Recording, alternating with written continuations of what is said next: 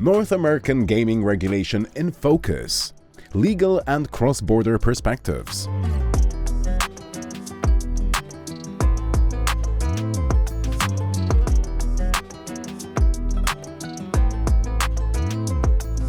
afternoon, everyone, and thank you for being here. So today with me, I have Rodrigo Galvan Graf and Ron Segev, who's on the way from another panel, and David Tiaton-Hay from General Counsel of Soft2Bet. So we will be discussing the North American markets, the developments there, what is happening, and some insights. So let's start. While we wait for Ron, we can always start a little bit of our discussions of where we are and so on. So, 1 second, let me get my questions up and running.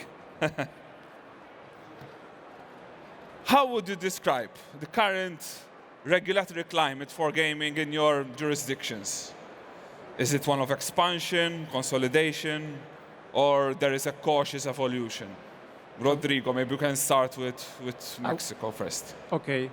I would say Mexico is in a cautious evolution phase, since it's taking gradual steps towards consolidation. And this is based in 4 facts. First, we need to understand that Mexico has a permit-based system under which the authority retains full discretion to grant permits, and the operators are forced to perform under existing permits. Second, we are facing a higher tax pressure. Just last week, the Congress approved an increase to the gaming tax from 30% to 50%. And this is becoming effective as of January of next year. And although it can be managed, operators may be blocked for non-compliance. 3, I would say AML and CTF obligations are tied to this tax reform by insisting on the need of identifying, recording, and reporting vulnerable activities. And 4, there's also a gaming bill that was proposed by the Congress last month, and this is under revision. The timing is uncertain, but it might be approved. Some are saying that it might be approved at the beginning of next year. Can I turn to David? Yeah. So I'm going to answer that question from 2 perspectives. I think the first one from the North American perspective, which is the subject of this discussion, but also from the European one, of course, where we have quite a lot of operation. I think from the U.S. perspective, I would call it, let's say, a careful expansion. I've been there in 2018 and 2019 when PASPA was repealed, and we've seen sports betting spread across the United States, and we see more and more territories legislating and regulating.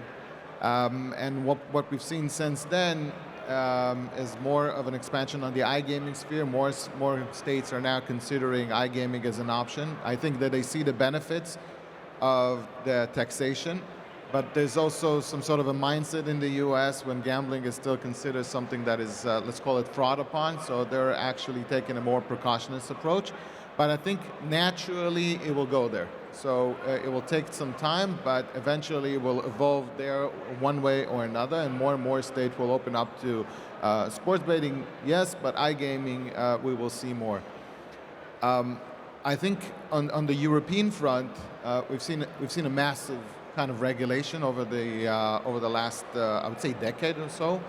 And I think that we're even in a stage where we see re-regulation. So states like, countries like Italy, for example, where we've seen the new license regime come into effect, replacing the previous one. Romania, where they took more harsh steps right now in terms of the legislation. And we see this, I kind of consider this as some sort of a revolution, so to some extent. More states are regulating a market that was normally kind of more open, more of a .com, MGA, connecting the Sigma and Malta, which was much more prominent back in the days, is now kind of decreasing because we see more and more state regulating. And I think that this trend will actually move on, will develop. We'll see more states in Europe regulating. It's interesting. It's also very challenging, right? It's very challenging because you need to reconsider every move that you have, even going forward. As a regulated operator, you need to think of how you've operated in a certain territory and what will be the implications of such operation in the future. Taxation in each jurisdictions.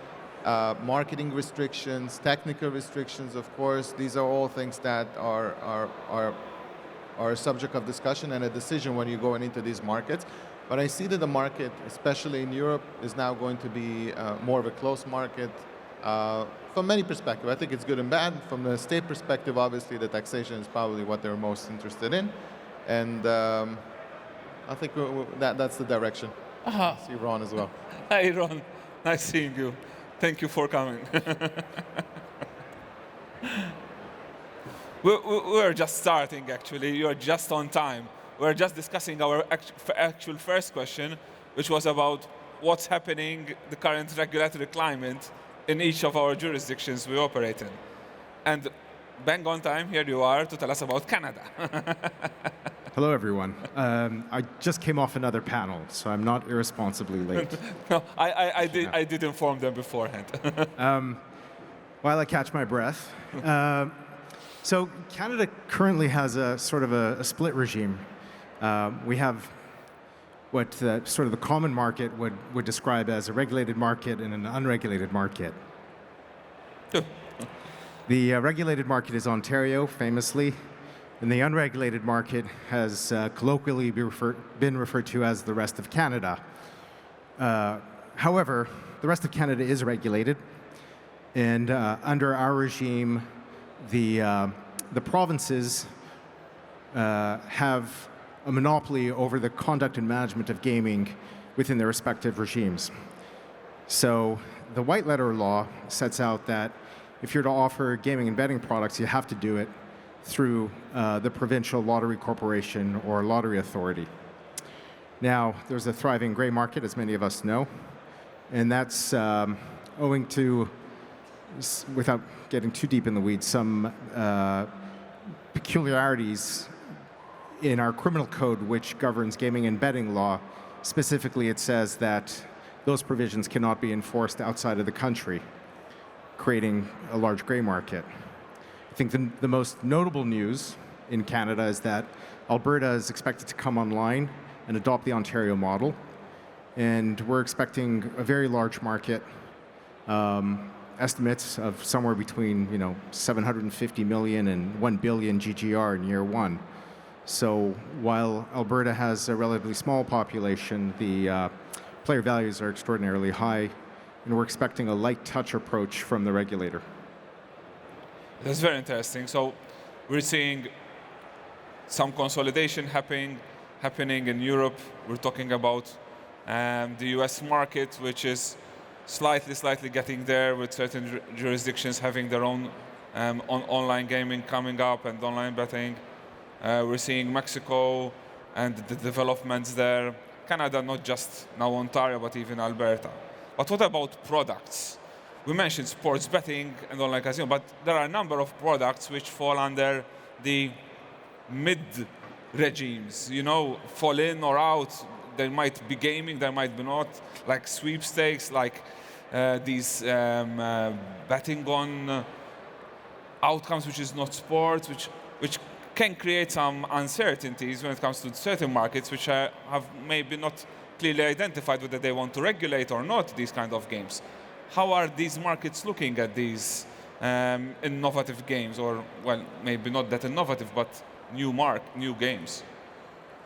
Well, at least in Mexico, the authority gives priority to permit coverage rather than to innovation of the product.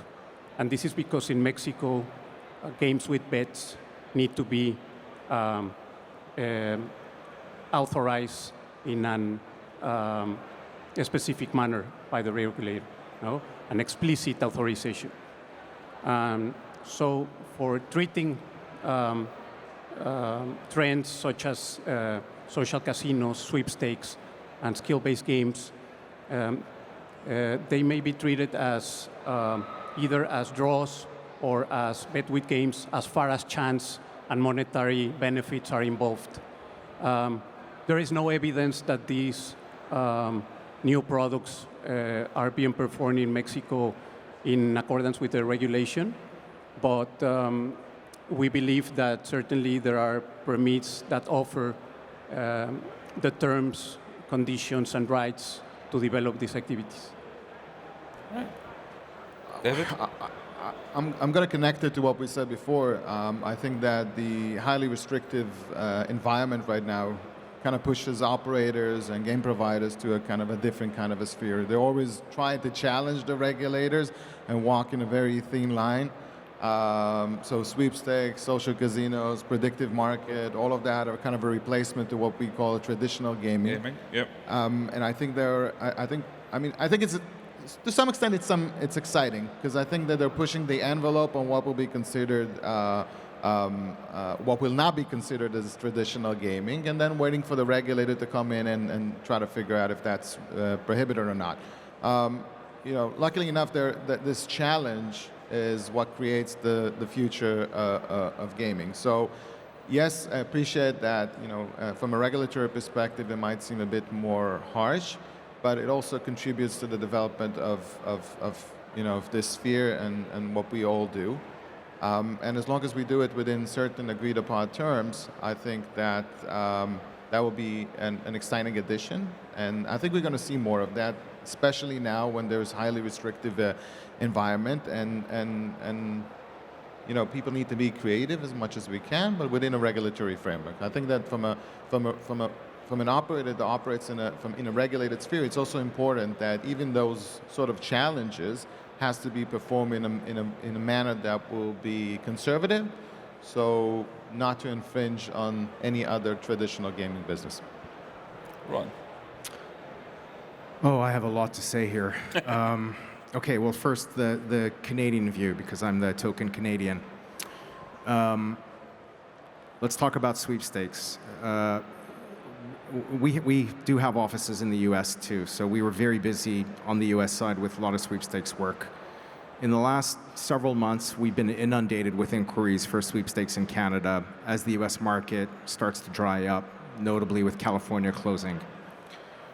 Sweepstakes, if run properly in Canada, are legal. That's a huge caveat, though. You need to run the game as a proper sweepstakes. And an operator entering the Canadian market has the benefit of hindsight, having learned the hard way what happened in the United States. So, this idea of a dual currency casino being banned, that's probably good guidance. Find another way, right? This idea of what's the primary purpose of your offering, you should focus on that. Other than that, we have the same approach to the equal dignity principle. We don't call it that, but we have the same approach.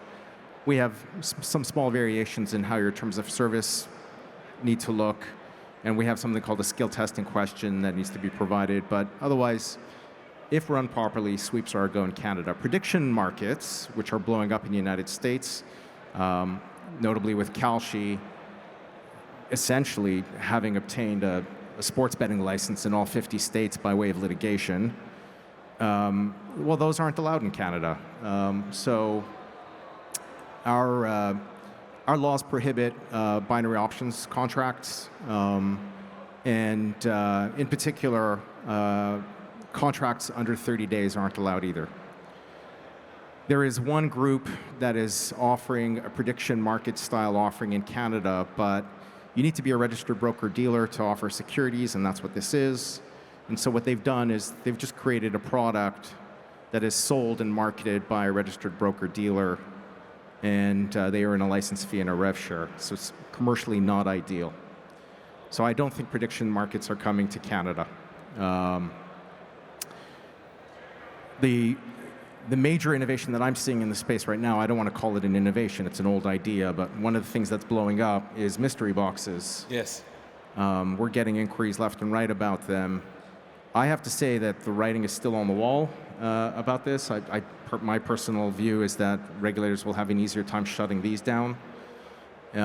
We are seeing some interest in Canada too for mystery boxes as well. You're making reference to novelty bets. So I think novelty bets are I think they're interesting, and I think the concept of novelty bet is interesting. If I can just skew the conversation to the NBA scandal. I was coming to that as well. Okay, well then I'll let you. No, continue. Okay. Go ahead. So as many of you may have read, we had a scandal in the NBA where players were basically trading on insider information. So a notable example in the news that came out was a player that was in, it's speculated that it's LeBron James that had an ankle injury, although he wasn't named specifically and he's certainly not charged with anything. But speculation is that LeBron had mentioned that he had a sore ankle to a friend of his, and this friend had traded on that information. Now, the reason this works is because of prop bets, right? So in the old days, a bookie would either take action on the outcome of a game or a point spread or over and under. But now I could bet on anything, right? I can bet on, will he scratch his nose in the first 10 minutes, right? And because I'm no longer betting on the performance of a full team or the outcome of a game, instead I'm betting on the specific, not even performance, but actions of a player, that opens the betting markets to abuse. Yes, and I was going to also lead to what is also we are seeing in Europe. There was the issue in Turkey with the referees. And will this lead to a change in approach by operators or regulators when it comes to sports betting? Will they start reducing markets because of this? What are your thoughts about this, David, if I may? Well, I think I said it before. I think that everything that happens is a challenge. Obviously, as the operators, we have the sort of privilege to act first. But I think that if something like that, like what we've seen in the sports betting, occurs, and it's also our interest as an operator to take action, so we minimize fraud, we minimize, to some extent, losses, and I think that would trigger some sort of an action from the side of the operator. We spoke before, and I said it, that everything like this creates a challenge to the regulator. They act a bit slowly. Sometimes it's an advantage for us, but I think at some point they will regulate these specific instances. I think that calling for an explicit, kind of a rejection of these kind of markets will not be the most suitable solution. I think that generally you don't want to do that in any of those offerings. Even if we're talking about the predictive market or social gaming or sweepstake, I think that creating boundaries is something that is more reasonable, because in that sense you're also encouraging innovation and growth. So yes, the regulator will operate a bit slowly, but they will take action eventually. Our preference as an operator is to take immediate action. I think that we'll see it eventually. What about Mexico? Do you think that they are adapt to this, or it's not under the radar? No, it's not currently under the radar. Right now we're focusing more on the basic concepts to be included in the bill that is being discussed at the Congress. But of course, it would be an interesting topic to be added to the conversations. From the Canadian perspective, we have to remember that a private operator isn't operating in market on its own. That's the case in Ontario. It certainly will be the case in Alberta. So what that means is that to operate in Ontario, you enter into a commercial relationship with iGaming Ontario, which is a Crown corporation. That's your commercial partner in the province. If sportsbooks start taking action on rigged outcomes, that is a terrible look for the government. And so it wouldn't surprise me if they started deeming prop bets as novelty bets and take it on a case-by-case basis, restrict it to only certain leagues or only certain divisions, certain countries, and only certain types of props. If that came down the pipe, it wouldn't surprise me at all. I also think that it's incumbent on the leagues to do a better job. So there was a news story that came out today about a rigged fight in the UFC yesterday. I don't know if you caught that. No. But essentially what happened was sports books, and this is crazy, sports books who are using betting integrity software provided by IC360, so this stuff works, were notified of suspicious betting behavior in a featherweight match. And that notification stopped there. I have no idea why the sports books didn't tell UFC to cancel the fight. The fight went on. And then, under further investigation, it looked like one of the fighters had basically submitted to a hold in round one. He was the favorite. Lots of people lost money. Sportsbooks had to refund bets, et cetera, et cetera. If there's greater communication between the likes of IC360 and other betting integrity platforms, I'm not pitching IC360, I have nothing to do with them, and the sports books and the leagues, then, and they understand that this is one cohesive industry, then I think we may have a way out of this. But I would very much like to see more cooperation. Yeah. So some specific questions, if I may. I would like to start with David. As an operator managing multiple state-level licensing regimes, what are the biggest operational and compliance challenges that you see?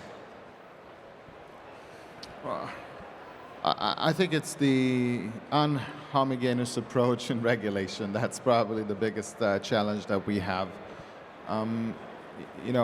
Looking at the U.S., for example, I actually think that the situation there is a bit more easy. The situation between states that are iGaming is actually quite similar. It's fairly easy to move from one territory to the other. I'm setting aside the commercial aspect of looking into it, but from a regulatory perspective, they share a lot of the principles. Even the registration forms, actually, to some extent, are very similar. Yes. So I think that actually making that transition it's quite easy. So that from the U.S. perspective.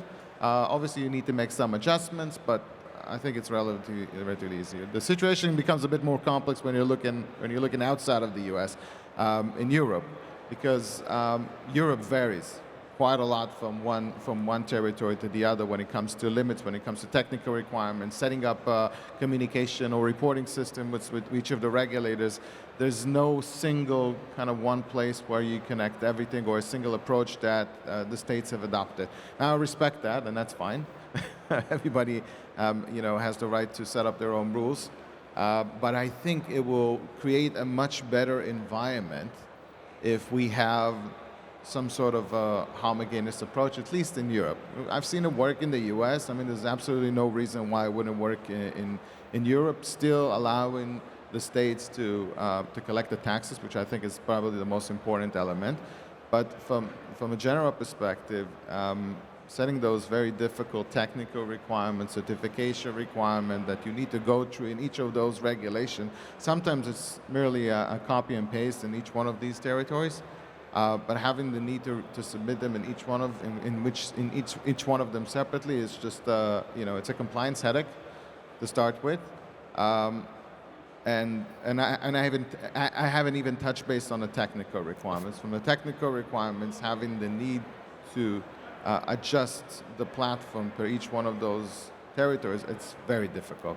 I think it requires something that we have done in SoftwareBet, which is to pre-plan the platform in advance so you can make those adjustments.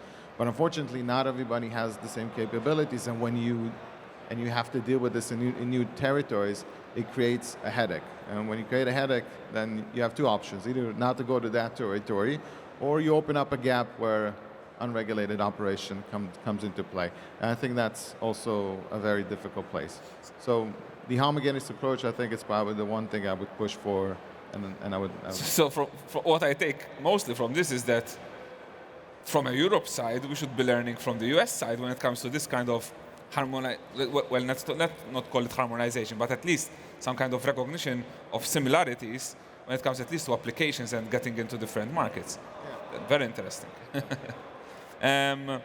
Ron, comparing Ontario now, moving in, and now Alberta, can you share a little bit more of what are the similarities there? What are the next steps? What can we expect operators wanting to start coming into the Alberta market now? Yeah, so the iGaming Alberta Act was passed into law. We're still waiting for the regulations to drop.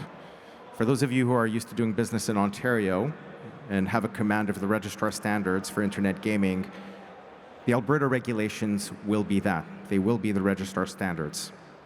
So absent those regulations being available, we don't know much, I'm sorry to say. So we don't know what the revenue share on GGR is going to be. It's speculated it's going to fall somewhere between 20 and 22.5%, irrespective of sports or casino. We don't know what the license fees will be. We don't know what the compliance costs will be, et cetera, et cetera. That said, we have heard repeatedly from both the AGLC, being the regulator, and the ministry that they are going to be adopting a very Ontario-style approach. In fact, we've heard some comment out of the regulator, I have to speak delicately, that they may even grandfather an Ontario registrant, meaning if you have an Ontario license, they will recognize it for an interim period while you get ramped up in Alberta. I personally met with the head regulator at the AGLC. I flew out to Edmonton for the day, lovely city. And he had repeatedly said that in Alberta style, they want to take a light touch approach. They don't want to reinvent the wheel, and they want to create as open a market as possible, as quickly as possible. And so we think it's going to be pretty much a mirror of Ontario. If I can think optimistically, because Alberta tends to be a bit more laissez-faire, I'm hoping for a softer approach with respect to advertising restrictions, because the ad restrictions in Ontario are comparatively severe. So maybe we'll see something different in Alberta. Do you expect any other provinces to follow suit? Short answer is no. The next two provinces that are of great market interest would be British Columbia and Quebec. I don't see that happening in the short term or medium term.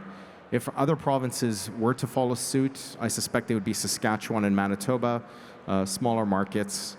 But nevertheless, 2 million people in one, 1 million in the other. And if they were going to follow the Alberta-style approach, then we'd be looking at some homogeneity in terms of compliance and market access. So it's probably low-hanging fruit.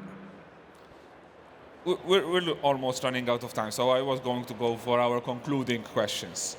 Do you expect any particular development when it comes to crypto casinos in your jurisdictions, or the use of crypto in casinos? Not just is there possibility that this will happen soon, or not at all? Yes, well, in Mexico, we have seen several operators performing with cryptocurrencies. Crypto in Mexico is not prohibited, but still needs to be regulated. There is potential of legislation in the matter, since the MAL law and the FinTech law already recognize the operation with virtual assets as a vulnerable activity. And to remove all the barriers in order to ensure transparency and player protection, we need to include in the bill that is being discussed at the Congress currently a chapter for crypto licensing and certification.